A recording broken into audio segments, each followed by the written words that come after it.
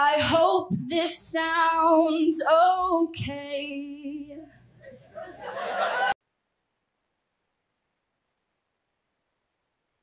Eh bien, bonsoir dans cette émission de One Hour supramental consacrée à la peur, maîtriser sa peur. Voilà. Donc, le générique nous montrait une personne qui essayait de maîtriser sa peur face à un micro, comme ce soir. Eh ben, donc, si jamais vous vous regardez le live et vous demandez si ça vaut le coup de venir parler devant le micro, eh ben, écoutez, ce serait un très bon exercice pour voir si vous avez peur ou pas. Enfin, pour petit exercice sympa pour petit à petit essayer de maîtriser sa peur. Alors, donc pour le moment, je suis tout seul. Juste avant que l'on passe, euh, euh, quand l'on démarre le live, eh bien, il y avait Rachel, bon, qui a un petit problème de téléphone, donc elle va nous rejoindre incessamment sous peu. Et donc en attendant, eh bien, je vais vous passer mon extrait de film, qui est un film hyper connu, en noir et blanc. C'est mes références. Mais, voilà. Allons-y.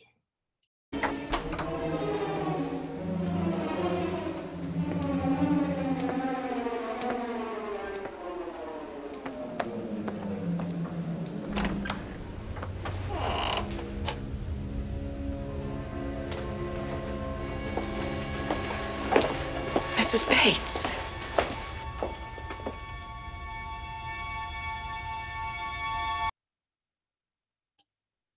Et voilà. Donc les cinéphiles auront reconnu le film Psychose en français, un des films les plus connus d'Alfred Hitchcock. Et là, c'était cette femme qui descend dans la cave mal éclairée, eh ben, elle affronte sa peur et elle va jusqu'au bout. Et je ne vais pas vous spoiler ce qui se passe quand la vieille dame se retourne, mais ça vaut le coup. C'est juste à la fin du film. Bon, alors pour parler de la peur, en attendant Rachel et d'autres, Rachel, et ben voilà. Rebonsoir Rachel. Est-ce que tu m'entends mieux? Ben oui, voilà, ça va beaucoup mieux. Je pense que mon Bluetooth était resté coincé. Ouais. Même après désactivation, il était toujours actif. Ok. Mais en fait, quand en informatique, on n'y comprend rien, eh ben, ce que j'ai appris lors de ma carrière d'informaticien, c'est qu'on reboot. Voilà. Je ne comprends pas ce qui se passe, eh ben, je reboot. C'est tout simple. J'ai même vu, alors là, le comble du comble, c'est un chauffeur de bus où il y avait son poinçonneur de tickets qui ne marchait pas. Eh ben, il a rebooté son bus. Donc, il a arrêté le contact et il l'a remis. Bon. Alors, je ne me rappelle plus si ça l'a mis en route. Mais bon. Alors, donc le contexte sur la peur, c'est dans ce que, on va dire, dans la continuité des 4 émissions que j'avais prévues. Donc, il y a une première émission, des 3 émissions. Il y a une première émission où on a parlé de la créativité, de libérer sa créativité. Donc, cette créativité ben, nous envoie des idées. Et pour la mettre en route, enfin pour mettre en route ces idées dans la matière, on a besoin de notre volonté.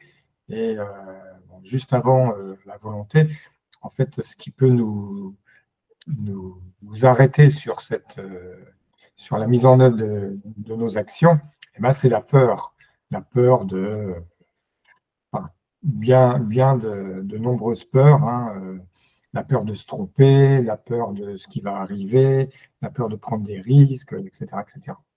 D'où, dans cette émission, eh ben, on se consacre à comment maîtriser notre peur, comment la diminuer petit à petit et voire l'annuler. Alors, tu veux commencer sur le sujet, Rachel? Ben oui, disons qu'avec la peur, il y a un truc qui est pas mal. Tu as dit l'annuler. Il y a le nœud gorgien. Est-ce que tu peux détailler parce que... Le nœud gorgien, c'est, je sais pas, c'était peut-être Alexandre à qui on avait donné le défi. Il me semble que c'était Alexandre. le grand, de défaire un nœud gordien qui était enfin super noué, et puis c'était quasiment impossible de défaire ce truc. Et c'était censé être destiné à des esprits très très intelligents pour arriver à défaire le nœud. Et lui, en fait, il ne s'est pas prêté au jeu, il a pris son épée, il a cassé le nœud, et puis c'était réglé. Donc, c'est sûr qu'il n'a pas fait la démonstration de son intelligence, de sa dextérité ou de je ne sais quoi, mais il a réglé le problème en 3 secondes, quoi. Voilà. Ouais, ok. Et donc, par rapport à ce qui nous intéresse, c'est quoi? C'est la philosophie de dire, tiens, c'est pas la peine de tourner et retourner la question dans notre esprit, mais je sais pas, on agit, on trouve un moyen pour agir et on agit, paf, c'est ça? Ben oui, alors qu'il y a Maître Yoda qui dit n'essaie pas, fais-le, Ouais. par exemple. Voilà, c'est le principe. Alors, c'est vrai que c'est facile à dire, c'est pas facile à faire. Ben oui, Voilà. parce que, enfin, je me rappelle que voilà, le fameux Bernard de Montréal, hein, on peut le citer une fois de plus, il nous dit, bah, tiens, ce qui vous empêche vraiment d'aller à fond dans le supramental, à fond, c'est-à-dire direction la fusion, voilà, eh ben, c'est la peur. Et donc, eh ben, voilà. Et au point que, en fait, la mesure de notre peur, c'est la mesure de notre avancement dans le supramental. Hum. C'est-à-dire que quelqu'un qui est fusionné, donc au bout du bout, j'aime bien cette expression, et ben, lui, il aura plus de peur. Nous, on n'est pas à 100% de peur, enfin, on a un certain pourcentage de peur. Et donc, l'objectif, bah, c'est de tendre vers zéro. Mais vers zéro, c'est quand on y sera à la fusion. Mais en attendant, bon, je sais pas, enfin, un certain Tant qu'on est dans pourcentage la de peur. matière, Voilà. tant qu'on est des êtres de chair, il n'y a pas de fusion. Ah Donc, bon? la fusion, c'est une, comment dire, c'est une posture psychologique qui est un idéal de soi, mais qui n'est pas une réalité de soi. Oui, c'est un idéal. Ouais. Voilà. Donc, tant que ça reste un idéal, on ne peut pas dire que ça peut être un jour un fait. Voilà. Partant de là, alors, encore, moi, je vais revenir avec mon alchimie. En alchimie, on dit celui qui cherche à faire de l'or ne trouvera jamais, mais celui qui n'en a plus besoin sait en faire. Sri Aurobindo, il disait aussi le plus grand obstacle à la réalisation, c'est le désir de réalisation. Donc, partant de là, ben, la fusion, le plus grand obstacle à la fusion, c'est de désirer être dans la fusion. Voilà. Mais par contre, on peut y être d'une manière, comment dire, instantanée. Là, j'aime bien citer Jiddu Krishnamurti, qui dit il suffit de claquer des doigts pour être dans la présence. Donc, il n'y a pas besoin de chercher un processus de fusion ou de trucs de ce genre. Il suffit simplement d'être dans la présence, et dans cette présence, il peut se passer bien des choses. Oui, et ben justement, je rebondis sur ce que tu dis, parce que être dans la présence, c'est, enfin moi je vois l'aspect de ne pas faire intervenir le mental. Alors on va pas dire tiens, on ne plus penser, parce que ça aussi c'est l'objectif final de la fusion, mais c'est-à-dire que enfin, moins on pense, plus on est dans l'action, et ben moins on a peur. C'est-à-dire que enfin, au moment, bah, par exemple, je prends l'exemple de, tiens, on est en voiture et puis on est face à une situation très dangereuse où on risque l'accident. Eh bien, donc là, on va pas avoir peur, on va avoir une montée d'adrénaline et puis, dans le meilleur des cas, eh bien, notre corps, il a des automatismes qui vont faire réagir, enfin, je ne sais pas si c'est notre subconscient, enfin bon, il y a quelqu'un qui fait réagir notre corps et donc on fait des mouvements au volant, sur les pédales diverses et variées pour éviter l'accident. Et à la limite, enfin, oui, c'est que on n'est même pas conscient de ce que l'on fait. C'est-à-dire, il y a quelqu'un qui fait des mouvements pour nous, et puis l'accident est évité, et après, c'est là où la peur arrive, quoi. C'est-à-dire, le mental arrive, mais le mental, il était en veille parce qu'il y avait quelque chose de plus fort que lui qui prenait les commandes. Et donc, une fois que les commandes sont rendues à l'ego, hop, le mental, il revient et puis il dit, oh là là, mais j'aurais pu me faire mal. Et donc, à ce moment-là, eh ben, on a la peur qui arrive. C'est-à-dire, justement, quand il dit la présence, eh ben oui, c'est une façon, de ne pas avoir peur, c'est-à-dire euh, d'être dans l'action, de ne pas, enfin, de ne pas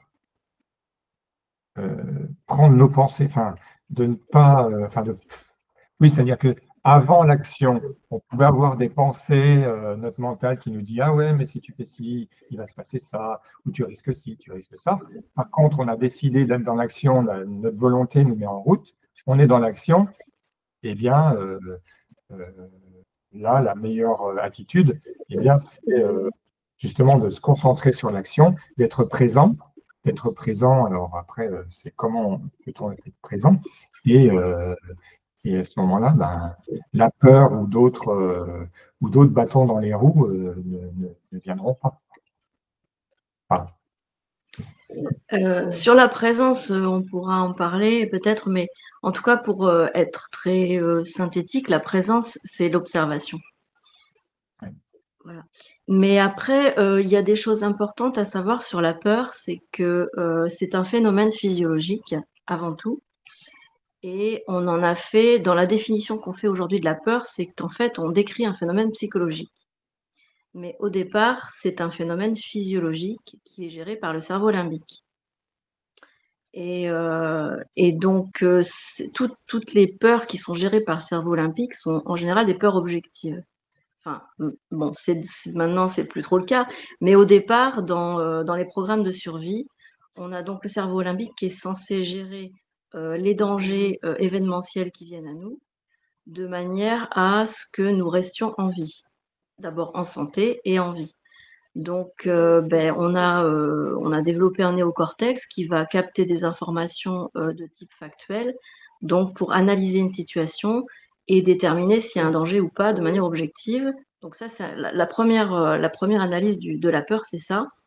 Et donc ensuite, l'information analytique est envoyée au cerveau limbique qui va juger que c'est oui ou non une situation de danger de santé ou de danger de mort. Donc, il va envoyer l'ordre aux glandes surrénales de provoquer la production d'hormones qui sont le cortisol, quoi, en fait. Et le cortisol, c'est un carburant qui va servir soit à prendre la fuite, soit à se battre. Donc ça, c'est la première fonction de la peur. Disons que c'est Oui, le c'est de premier. mettre en route le mécanisme de survie. Oui, voilà. C'est-à-dire que la peur, c'est comme la douleur, si tu veux, c'est quelque chose qui est super important, qui n'est pas à jeter, parce que on en a besoin pour, c'est vrai que dans nos sociétés civilisées où on a quand même pas mal de protection sociale et environnementale, ça fait qu'on n'est plus tellement dans des situations où notre santé ou notre vie est en danger. Donc, c'est civilisationnellement parlant, la peur qui était primale, on va dire, gérée par le limbique, est devenue psychologique petit à petit. Et elle a été associée justement à l'image de soi, qui est, elle, gérée par le néocortex. Mais le problème, c'est que donc ces peurs psychologiques qui ont pris la place des peurs objectives, puisqu'on est dans des situations plutôt protégées au niveau physique, eh bien, on est passé sur vraiment des peurs psychologiques. Et nous, maintenant, quand on appelle la peur, on pense à des situations psychologiques. c'est-à-dire à des peurs subjectives qui n'ont pas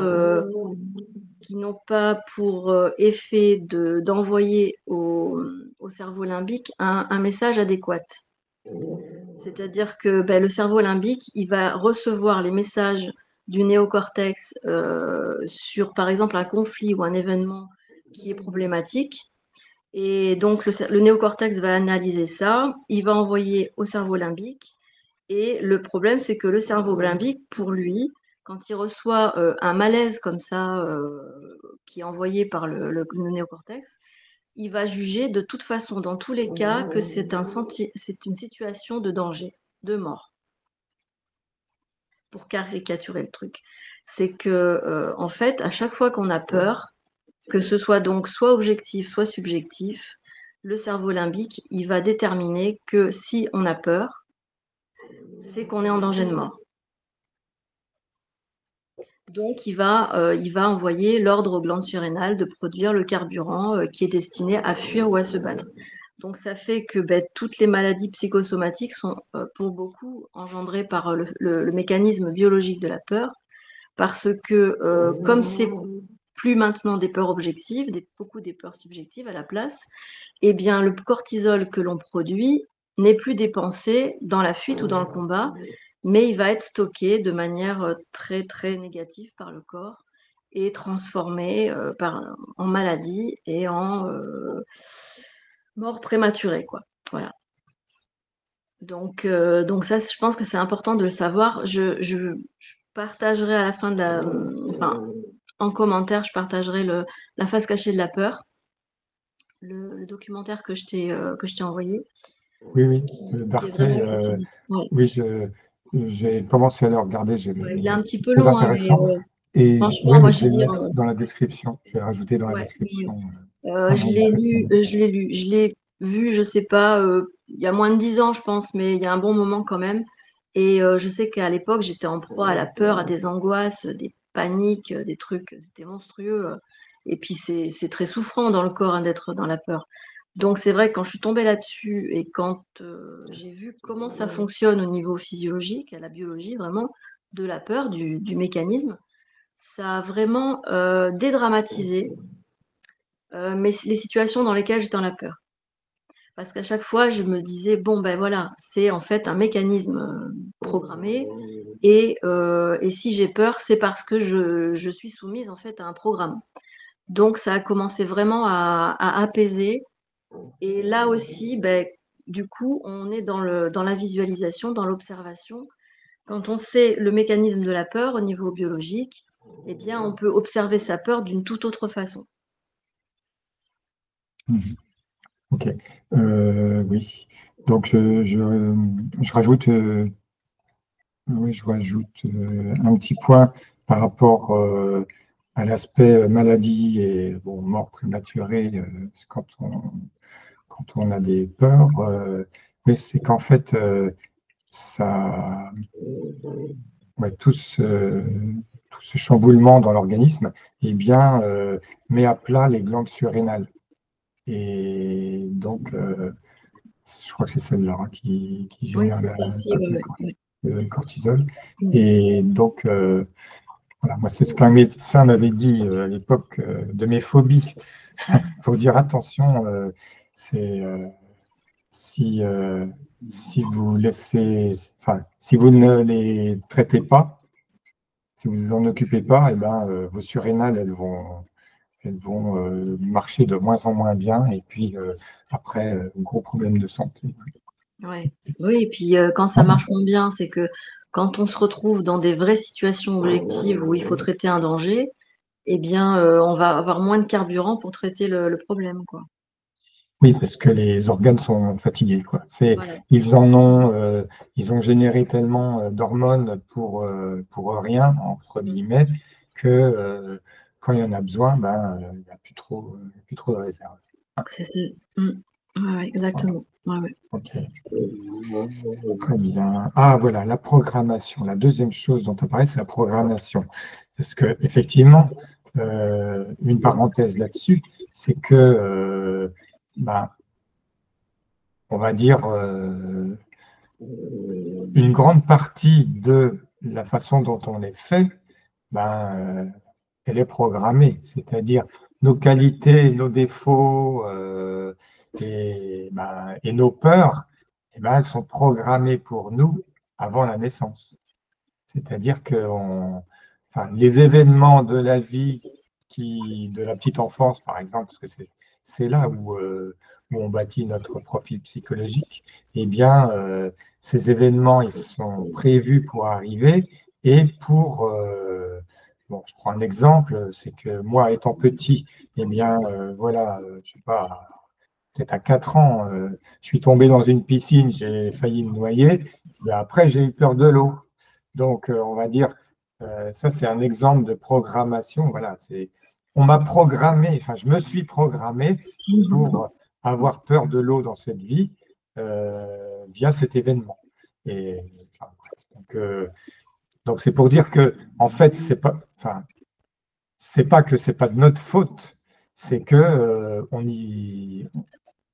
c'était forcé que, je fasse face à cette peur, ainsi que bien d'autres, comme tout un chacun. C'est-à-dire, on a chacun notre liste de peurs qui nous a été programmée et déclenchée, enclenchée quand on était jeune.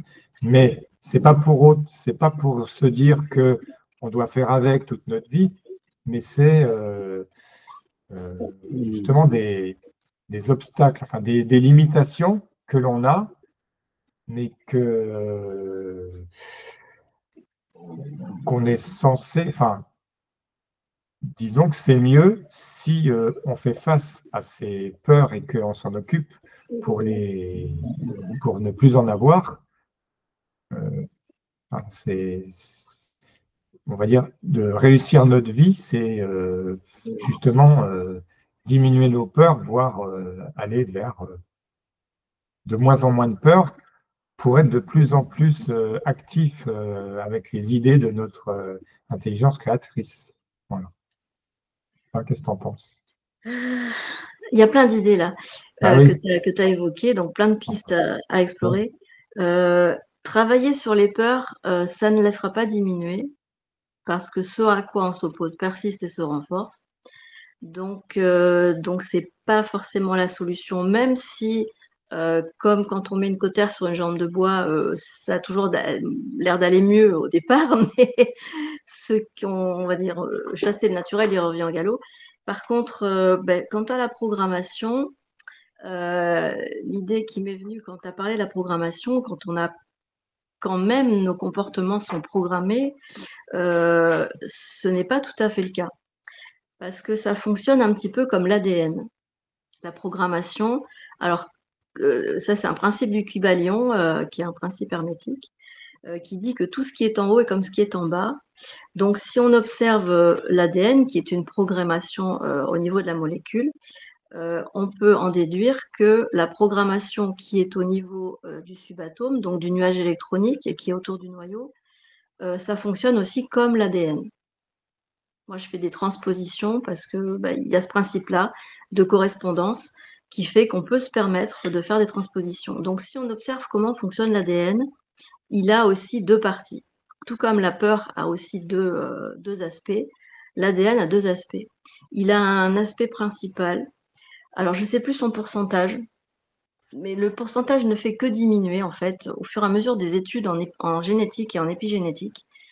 Il découvre de plus en plus que la part déterminée de l'ADN diminue dans les études, dans les observations, tu vois. Parce que donc dans l'ADN, tu as une part qui est déterminée, c'est-à-dire qui est quelque part à peu près fixe, et tu as une autre part qui s'appelle le junk DNA, qui est l'ADN poubelle, mais qui est en fait un ADN absolument merveilleux, qui est un ADN qui s'adapte, qui se forme, qui se crée. C'est une espèce de programmation dans l'ADN qui se forme à partir de notre événementiel, à partir de nos réactions à l'événementiel, et qui donc modifie notre corps et qui va aussi modifier notre patrimoine génétique qu'on transmettra à nos descendants. Voilà. Donc, ça veut dire qu'il y a un déterminisme dans la programmation, oui, mais pas que. Ça veut dire donc qu'on a quand même une part de créativité et de responsabilité dedans.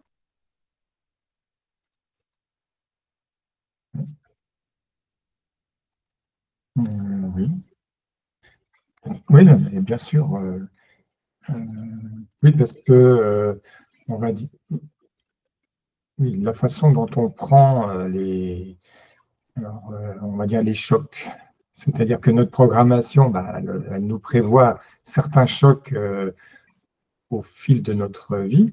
Oui, Et bah, la réponse que l'on a vis-à-vis de ces chocs, eh bien, va changer et notre comportement, enfin, notre, notre vibration, on pourrait dire. oui, C'est-à-dire que oui, le degré avec lequel on va vers le supramental.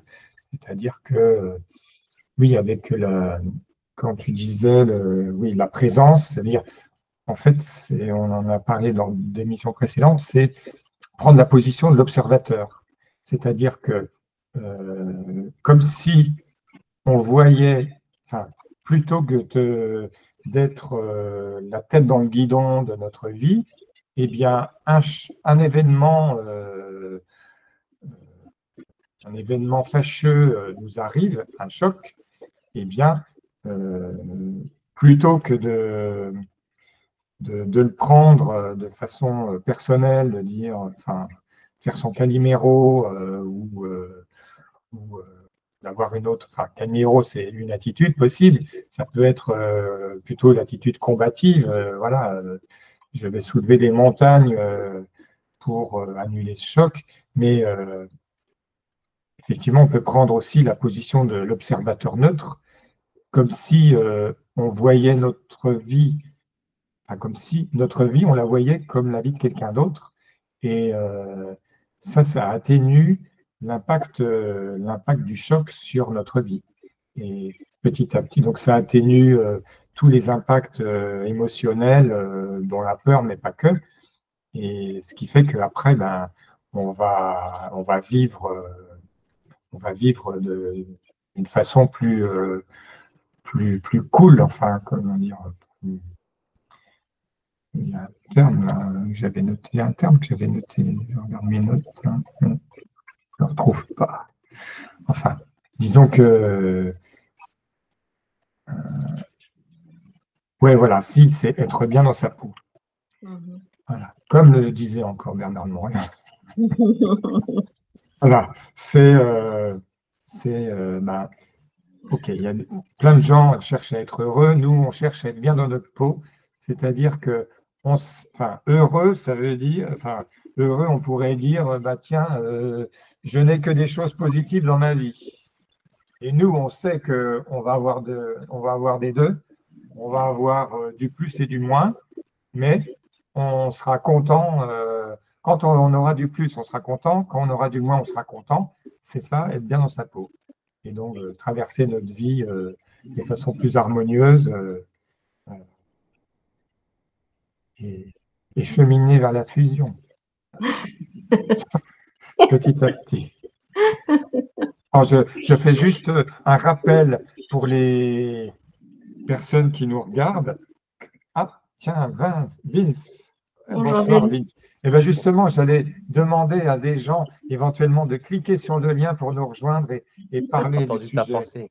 Ben oui, transmission de pensée. Ben vas-y. Alors Vas-y. d'abord, j'aimerais dire, j'aime beaucoup l'approche de Rachel parce que le côté très scientifique, c'est très important aussi pour comprendre vraiment l'analyse de notre corps, le comprendre parfaitement. Mais moi, je vais être un peu plus imagé. Déjà, pour maîtriser sa peur, il faut la comprendre, l'analyser. Et puis, une fois qu'on l'a compris, on arrête d'être pris pour un con, tu vois.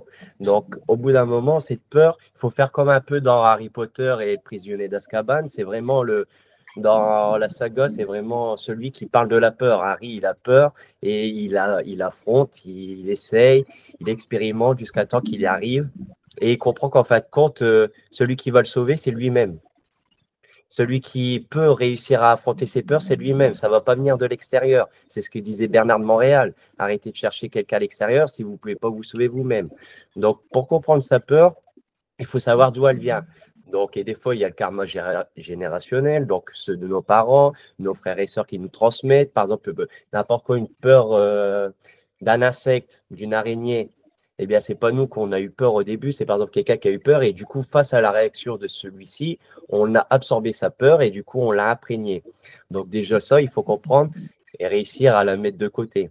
Après, regarde, il y a aussi d'autres façons de voir, comme Batman. Batman avait peur des chauves-souris parce qu'il est tombé au fond d'un puits.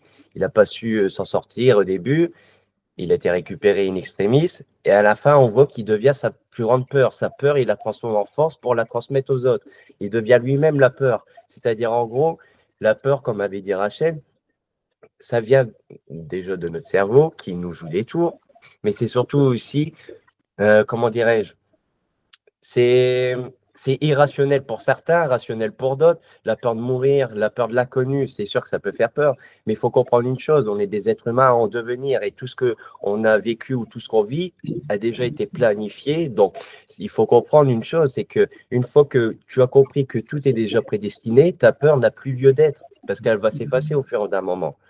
Donc, au bout d'un moment, il faut comprendre que tout ce qui a été fait, tout ce qui sera fait, et tout ce qui est, est. Donc, il faut au bout d'un moment arrêter de se leurrer et réussir à se dire, bon, là, qu'est-ce que je fais face à ça? La peur de l'inconnu, c'est normal, on ne connaît pas. Enfin, on a oublié parce que, encore une fois, on nous a fragmenté notre mémoire. Et du coup, une fois que tu es dedans, tu regardes autour, et une fois que tu as vaincu ta peur, tu dis en fin de compte, ah, c'était ça. Et là, au début, tu te prends une claque sur le cul, tu dis, bah, j'étais con au début, mais c'est normal, il faut réussir à surmonter ça. Alors du coup, comment? Déjà, il n'y a pas de petites victoires pour les peurs, il n'y a que des grandes victoires, parce que n'importe quelle phobie, ou comme Adrien Monk, par exemple, tu vois, on voit qu'il a peur de tout, mais en fin de compte, il a peur de rien, il a peur de vivre, tout simplement, tu vois. Donc, au bout d'un moment, il prend sur lui, même si ça le dégoûte, mais il y a un instinct de survie. Il y en a, ils vont appeler ça du courage. Mais ce n'est pas du courage. C'est juste réellement ta force intérieure. C'est réellement toi. L'être humain n'a pas peur. Là, nous sommes des hommes. Nous sommes simplement des animaux intelligents, comme disait Bernard de Montréal. Mais nous ne sommes pas encore êtres humains. Être humain, c'est une condition mentale à en devenir. Et du coup, quand tu sais que tout est déjà planifié, comme chantait Guy Marchand, Destiné, tu n'as plus à avoir peur parce que c'est irrationnel. Parce que tu luttes contre toi-même, tu luttes contre ta vie, tu luttes contre ton chemin de vie, ta destinée.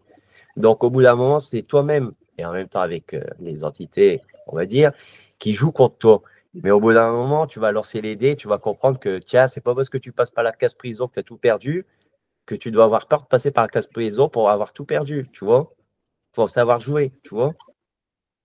Ouais, il faut savoir jouer sa vie. Ok.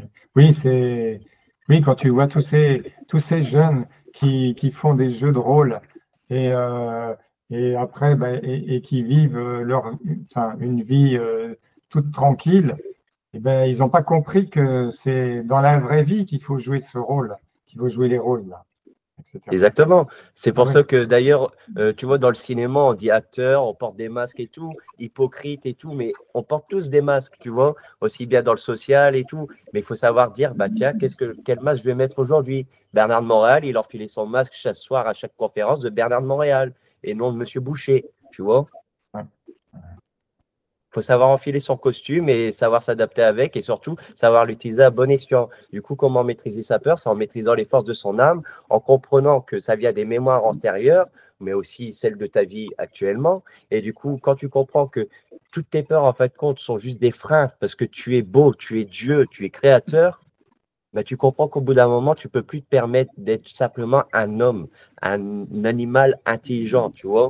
Tu dois te permettre de devenir un être humain, c'est-à-dire celui qui redirige sa vie, celui qui fait preuve non pas de vaillance ou de bravoure, mais celui qui fait preuve tout simplement d'humanité et de respect envers lui-même avant tout et après envers les autres. Par exemple, moi, au début, comme toi, tu avais dit, la peur de la piscine, moi aussi, tu vois, j'ai jamais su nager parce qu'au début, quand j'étais petit, j'avais des problèmes d'otite, du coup, je ne pouvais pas aller à la piscine, du coup, j'ai jamais appris à nager avec les autres. Mais j'ai aussi appris avec mes voyages intérieurs, que ça venait d'une autre vie où je me suis mort noyé, tu vois, tout simplement. Du coup, ça ressurgit. Et au bout d'un moment, quand tu comprends ça, bah, tu te dis, bah, ça, c'était mon ancienne vie. Dans tous les cas, je suis mort peut-être sur le bûcher et tout, donc je ne vais pas avoir peur du feu non plus. Donc, au bout d'un moment, tu te dis, ça, c'était ma vie passée, tu la balayes, tu dis, maintenant, je suis ici, je ne dois plus avoir les erreurs du passé qui ressurgissent aujourd'hui. Merde, ça suffit. Ok. Donc, c'est juste un effort de volonté cette fois-ci. C'est pas la peur qui va nous aider à avoir la volonté, c'est la volonté, donc l'action, c'est-à-dire qui va tout naturellement annuler nos peurs. Bah, c'est comme dans Matrix, tu vois, Neo, quand il se prend les balles, au bout d'un moment, il se souvient que Morpheus lui a dit un jour, tu ne les sortiras plus, les balles. Et là, il fait non-stop. Il annule la programmation. Il annule l'effet de la peur qu'il y a sur lui de mourir. Il dit non, c'est mort, je ne mourrai pas. Laissez-moi vivre. Et c'est comme ça qu'il arrive à abolir cette programmation, cette fameuse programmation. Et à esquiver toutes les balles au ralenti. Voilà. Okay. Dans ce cas divine, moi, ce que j'ai bien aimé, c'est qu'il y a un aspect, hein, je vais le dire à ma façon, mais il y a un aspect qui est, il y a une connaissance. C'est-à-dire que quand on a un savoir, quand on sait les choses, on n'a plus à avoir peur puisqu'on sait ce qu'elles sont. Donc, on est dans l'objectivité. Et à partir du moment où il peut se présenter des événements qui pourraient nous faire peur, on a ce savoir en nous qui nous permet de garder une certaine centricité et de ne pas se laisser influencer par des aspects un peu plus subjectifs qui se présentent à nous de manière un peu nouvelle. Et c'est là aussi que le savoir est important et se trouve aussi dans la présence et dans l'observation, dans la parole, dans toutes sortes d'outils qu'on peut utiliser à bon escient, parce que de toute façon, c'est des outils qui sont très opératifs et très efficaces, la parole et la présence, l'observation, parce que dans ces outils-là, on peut savoir les choses. Le fait de savoir est très, très important. C'est ce que a souligné Vince, c'est que quand il sait une chose, il n'a plus à avoir peur de quelque chose qui vient contrer cette chose. C'est automatique, c'est un truc mécanique, quoi, en fait. Voilà. Ok. Moi, en préparant cette émission, ça m'a fait penser à la chanson de Stéphane Escher, Ni remords ni regrets. Et où là, je vous cite quelques paroles là. Il se jette la tête la première, sans hésiter, sans prendre soin, de glisser un œil en arrière pour voir s'il connaît le chemin. Il ne m'écoute jamais, il fait ce qui lui plaît. C'est des choses comme ça. Où il en tombe sur les fesses, mais n'y pense plus le lendemain. Ouais, c'est-à-dire, c'est ça. On vit notre vie. Donc, c'est pas parce qu'on a eu un passé où on n'arrivait pas à faire tel truc. Oui, enfin, si on avait peur de l'eau, je reprends l'exemple de peur de l'eau. Et ben voilà, on n'arrivait pas à nager, on n'arrivait pas. Il fallait qu'on ait pied dans la piscine ou dans la mer. Ben, c'est pas parce qu'on était comme ça que on va pas s'éloigner du bord. Et ben à un moment donné, on y va. On va dans le grand bain, on saute dans le grand bain ou bien à la mer. Et ben voilà, on quitte la rive et on s'éloigne, on s'éloigne, on s'éloigne. Donc c'est l'action. Voilà. Très bien. Ouais. Et une remarque comme ça pour ceux qui ne le feraient pas, c'est que, ouais, toujours Bernard de Montréal, il avait fait la différence entre la peur et la crainte. Je voulais juste préciser ça, c'est-à-dire que la peur, c'est tout ce dont on a parlé, hein. C'est objectif, c'est notre corps qui réagit ou bien nos mécanismes automatiques, hein, c'est le pilote automatique qui réagit comme ça. Par contre, à partir du moment où eh bien, on ne fait rien sur cette peur et on va la ruminer. Donc, voilà, on n'a pas compris à quoi elle servait, que notre vie est programmée pour notre bien, disons, voilà. Eh bien, et que on ne traite pas sa peur, ben après, on va prendre des tactiques d'évitement. Hein, par exemple, voilà, la claustrophobie que je connaissais aussi, bien sûr, je sais plus maintenant. Eh bien, voilà, on commence par ne plus prendre l'ascenseur. Ah ben non, je prends l'escalier. Bon, ça va, tant qu'on n'habite pas dans une grande tour, c'est possible. Et puis après, ah ouais, mais bon, dans les villes où il y a un métro, ah ben non, je prends plus le métro. Puis après, ben, je prends plus l'avion, je prends plus le TGV, etc. Et donc notre vie, enfin, on se recroqueville dans notre vie et on est empêché enfin, on s'empêche nous-mêmes d'accomplir notre vie, quoi. C'est vraiment. Enfin, bon, j'étais comme ça, donc je connais bien. Et, et bref, mais je l'ai suivi. Enfin, j'ai suivi ce chemin d'évitement pendant quelques années, hein, vraiment. Et une fois que j'ai. Bon, alors là, moi, j'ai pas fait.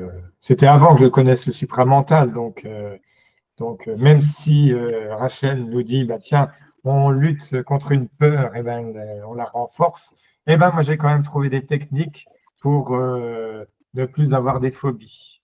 Et donc, ben, petit à petit, et donc, le fait après de prendre l'avion, et ben, enfin, je veux dire, ça change la vie, quoi.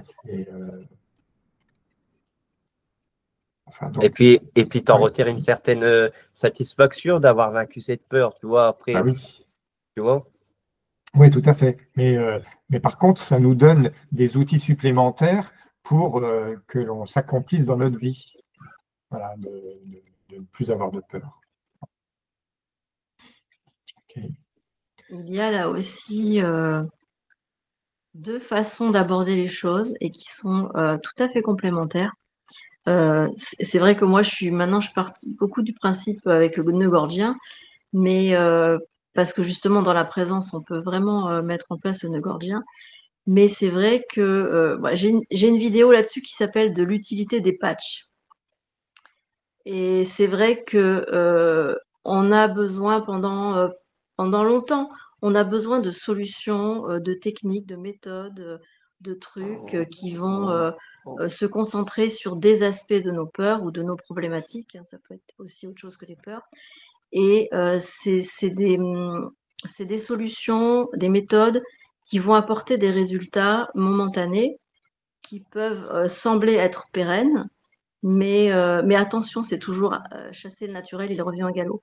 Il y a toujours vraiment, tant que, vous savez, le principe de l'hydre de Lerne, on lui coupe une tête, il en repousse deux autres à la place. Voilà. Mais par contre, on lui crève le cœur, et ben voilà, c'est fini. Voilà. Donc on peut effectivement passer beaucoup de temps dans sa vie à traiter des problèmes, quels qu'ils soient, peur y compris, les uns après les autres, et penser les régler de façon définitive. Il faut savoir que rien n'est définitif parce qu'on peut se retrouver encore à nouveau devant le même type d'événement qui peut nous remettre en face de cette peur-là, et elle peut ressurgir alors qu'on pensait qu'elle était réglée. Donc attention. Mais c'est vrai que ça apporte des soulagements, ça permet du coup de traverser la vie avec un peu plus de plaisir, de profiter un petit peu plus des choses et quand même de trouver un certain bien-être, même s'il n'y a pas une totalité qui peut être pérenne et totale, enfin totale entre guillemets, parce que c'est jamais total, hein, voilà. Le truc qui est vraiment, et là je reviens sur le savoir, et même ce dont parlait Vince, je vais même revenir sur un truc dont je me rappelle qu'avait dit Eddie la dernière fois. Évidemment, j'aurais pas ces mots et c'était les mots justes, mais bon, c'est dommage. Je vais essayer quand même de retrouver un peu sa pensée, si je peux. Il dit ce qui est dommage, c'est que nous ne savons pas le grand être que nous sommes. Voilà. Voilà. Et en fait, c'est ça le cœur du problème, c'est que ne sachant pas le grand être que nous sommes, nous nous laissons assaillir par toutes sortes de choses qui sont subjectives, dont la peur psychologique, parce que les peurs objectives, il ne faut pas s'en débarrasser, mais les peurs subjectives, elles sont vraiment le fait que nous ne savons pas quel grand être nous sommes. Et à partir du moment où on découvre le grand être que nous sommes, eh bien, on est au cœur de l'hydre et toutes les têtes, elles tombent. Voilà, et c'est ça la vraie présence. La vraie présence, alors il y a la présence qui est une posture qui est de l'ordre des patchs, c'est-à-dire que on va développer comme une méthode le fait d'être présent, c'est-à-dire il y a plein de méthodes dans le développement personnel qui nous aident à être présent, comme les méthodes d'Eckhart Tolle, tout ça, enfin bon, on en connaît des tonnes. Donc on peut les développer, on peut les mettre en pratique, mais ce sera toujours des cautères sur des jambes de bois. Voilà.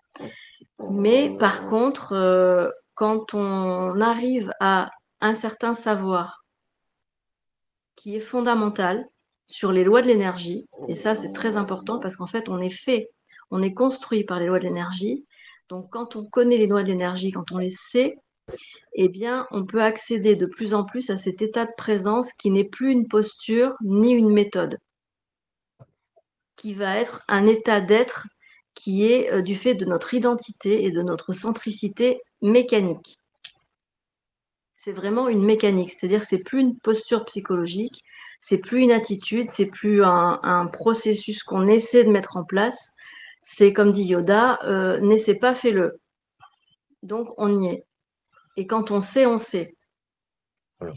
Mais le problème, c'est qu'on ne peut pas savoir si on ne fait pas l'effort d'observer et d'aller à l'exploration des lois de l'esprit.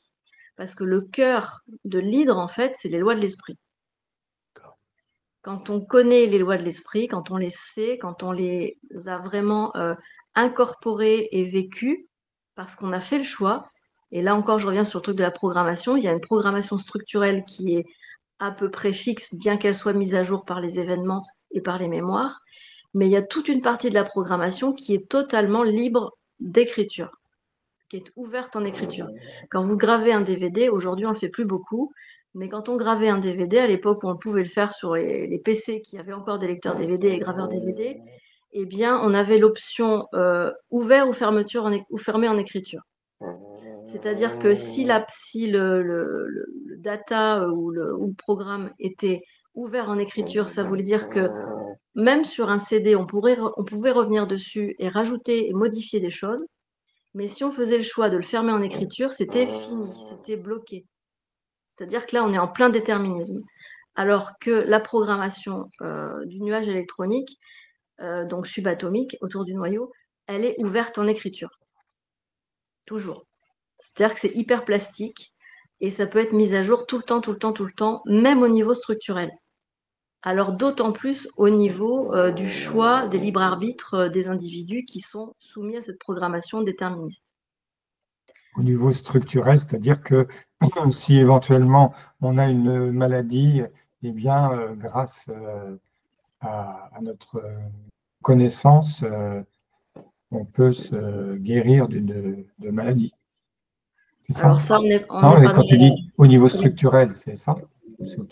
Structurel, non, quand je pense structurel, c'est-à-dire c'est une programmation qui va créer des structures dans lesquelles on peut évoluer en tant que joueur.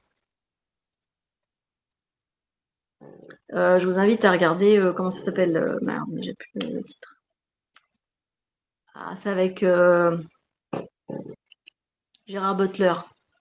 Il y a Game dedans. Game, je sais plus trop.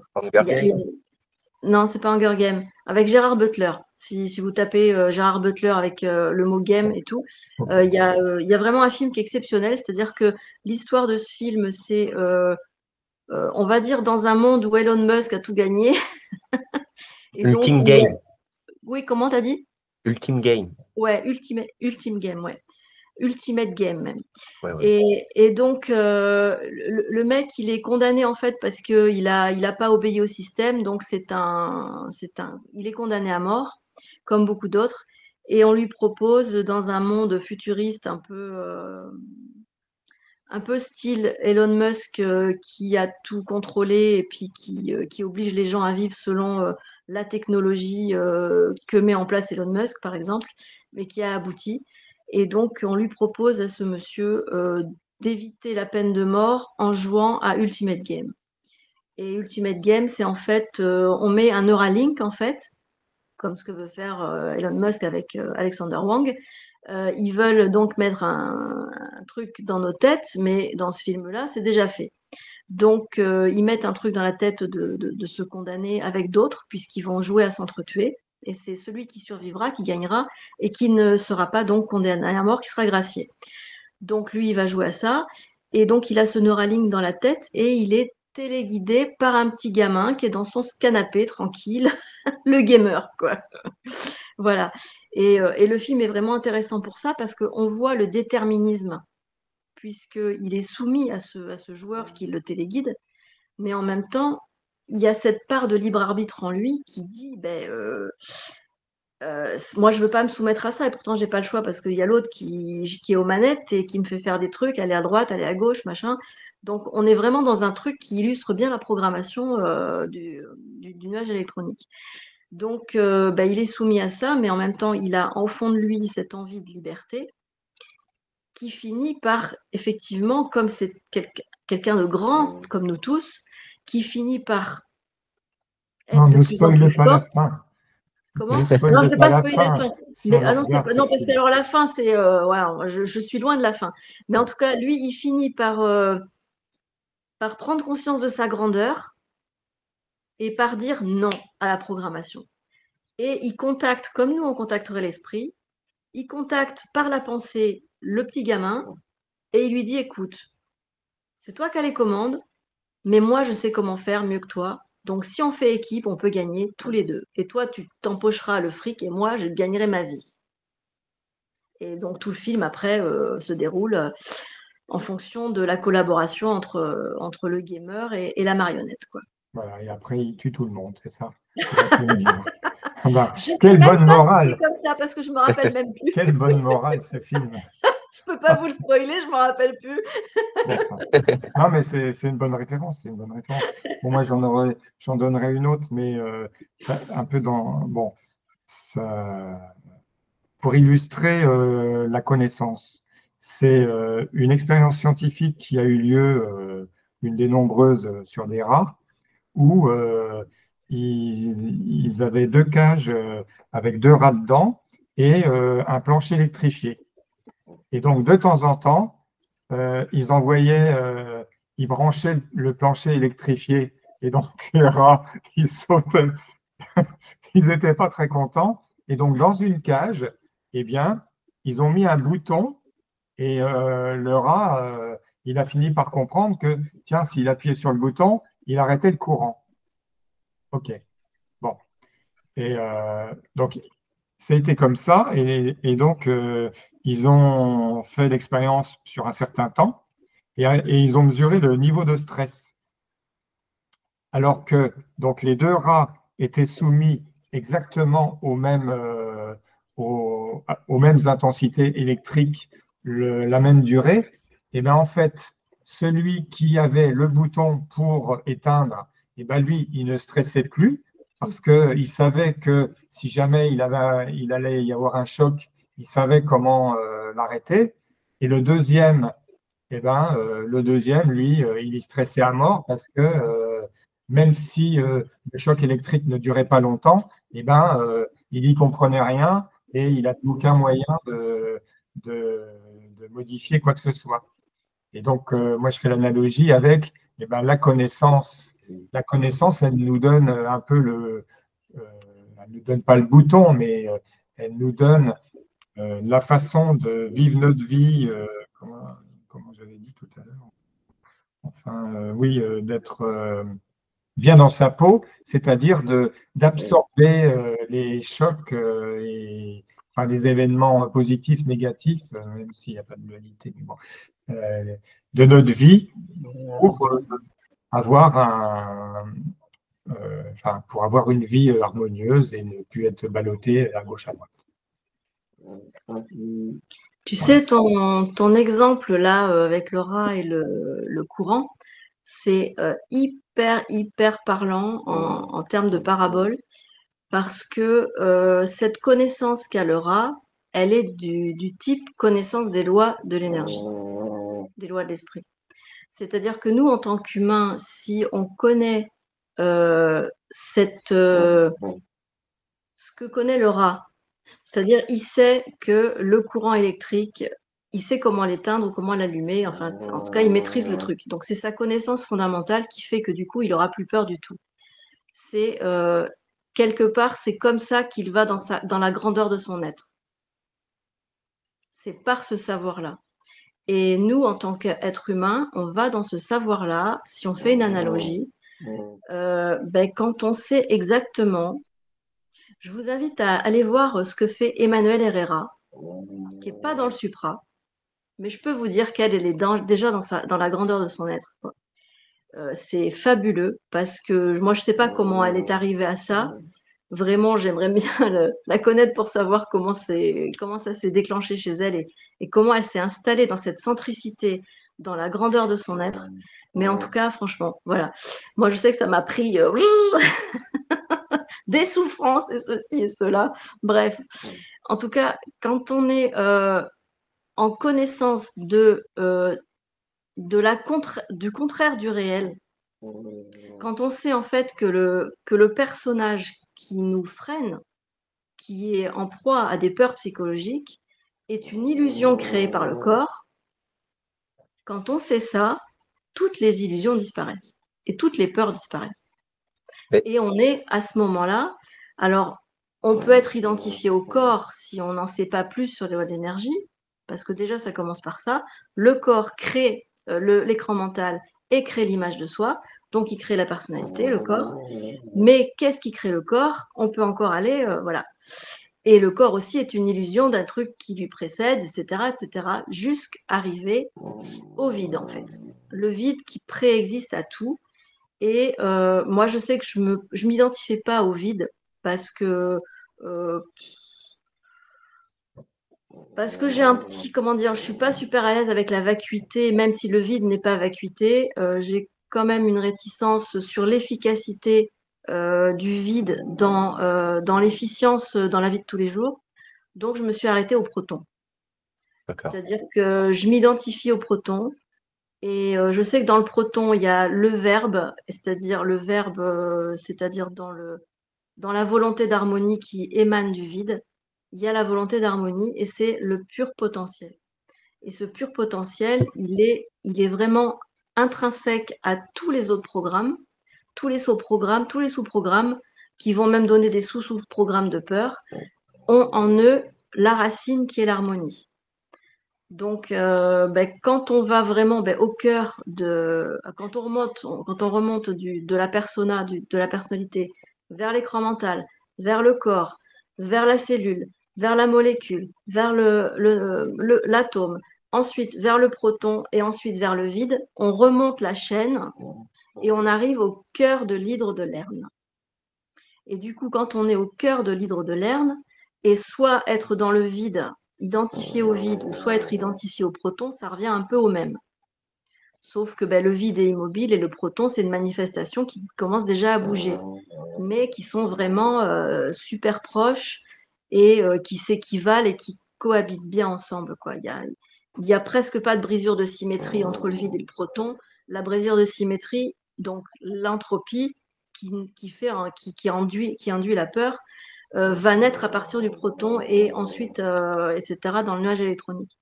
Donc, quand vous revenez vraiment à la source, soit que ce soit celle du vide ou celle du proton qui lui est subséquent, vous êtes dans le cœur et toutes les têtes de l'hydre sont inexistantes. C'est que des illusions. Donc, quand il vous arrive des choses dans l'événementiel, si vous êtes vraiment dans ce qu'on peut appeler la réelle présence, c'est-à-dire pas dans une attitude je veux être présent, ceci, cela, ou je veux être dans le lâcher prise, ou je veux machin.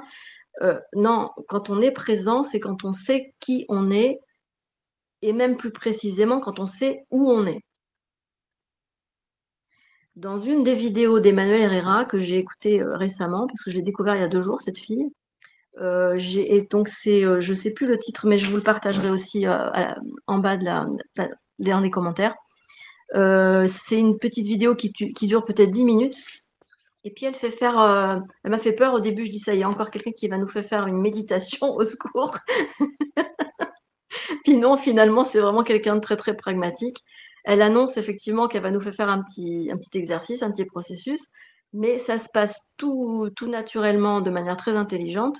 Et au début, elle pose la question: qui es-tu? Et à la fin, elle pose la question: qui es-tu? Et dans tout le processus qu'elle nous fait faire, on ne va pas répondre la même chose. Et Voilà. même, il faut faire attention parce qu'à ça, bon, après, pour certains gnostiques, au moment de la mort, il y a 3 passages et il y a 3 épreuves. C'est pour ça que dans l'alchimie, il y a 3 passages obligatoires. Au début, il va y avoir la joie. Dans le fameux tunnel, à la fin, on va voir tous ceux qu'on aime qui vont nous accueillir, les holographies, nos parents, nos amis, nos animaux, etc., qui vont dire: viens, rentre, etc. Toi, tu dois dire: je sais à quoi tu joues, ça ne sert à rien, tu passes. Après, il va y avoir quoi? Le deuxième passage, au moment de la peur. Du coup, ils vont montrer tes plus grandes peurs. Et à la fin, c'est la question. Et cette fameuse question: qui es-tu? Et là, il y en a beaucoup, s'ils arrivent à ce passage-là, déjà, c'est très, très bien, mais qui vont répondre, par exemple, bah, je suis un tel, né à telle date. Mais là, tu as perdu, tu recommences tout le jeu, et voilà. Tu vois? Donc, c'est ça aussi, quoi. Attends, c'est quoi la bonne réponse là? Eh oh. Ben, tu n'es pas obligé de répondre parce que tu es un être humain. Un être humain d'ordre. Un être humain, il n'a pas à répondre à quelqu'un. Tu vois, si je n'ai pas envie de répondre, c'est comme le 5e amendement aux États-Unis. Je ne réponds pas, je me cache devant la loi universelle et cosmique. Ça ne m'intéresse pas, laisse-moi passer. Vous faites comme Normand Pinard, je ne suis pas concernée par ces choses-là.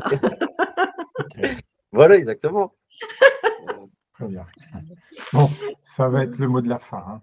Ah bah, attends, bah, juste Non, vas-y, pour, si tu veux rajouter. pour le mot de la fin, du coup, Vas-y. tu vois, pour manifester son intelligence, Bernard de Morel, il disait que lui, il avait une haine tellement de tout ce qui est au-dessus de l'homme, qu'elle est tellement perfectionnée, avancée, qu'il est probablement le seul homme sur la Terre qui est capable de lutter contre les manifestations de tous les plans sur sa tête. Bref, il y a une chanson de Léo Ferré que j'adore qui dure 15 minutes, c'est Il n'y a plus rien.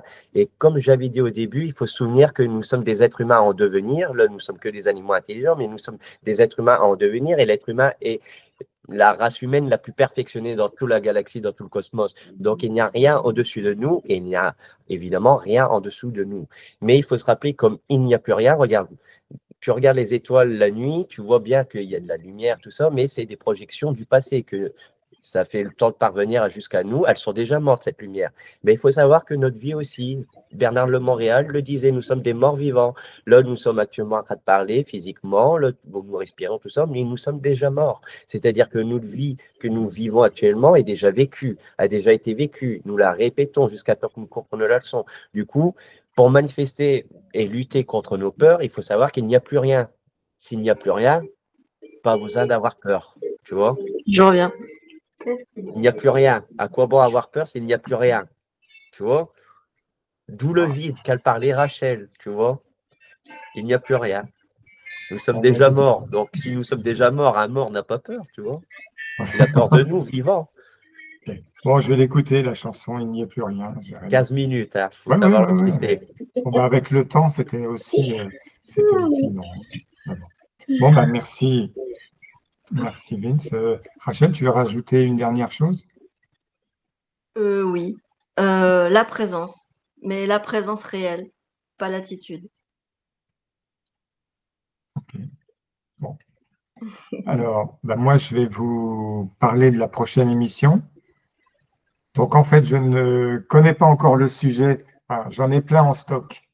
Parce que, bon, je vais peut-être faire de légers changements dans l'émission, mais bon, on va voir. Et donc, ce mois de septembre, pour la rentrée, pour cette rentrée, je m'étais dit, bah tiens, je vais changer de jour, et donc l'émission, je vais les mettre en semaine.